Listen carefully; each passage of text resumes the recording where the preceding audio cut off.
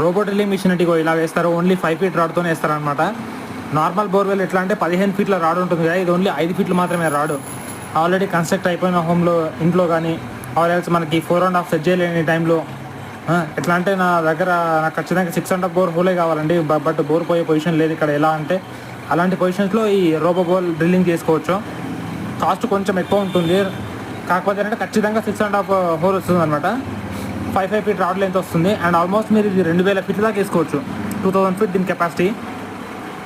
ఇక్కడ ఒకటి వేస్తున్నాం ఇక్కడ మన అల్మాస్ కూడా దగ్గర. వాటర్ అయితే 300కి ఫుల్ వాటర్ వస్తున్నాయి ఆయనకి.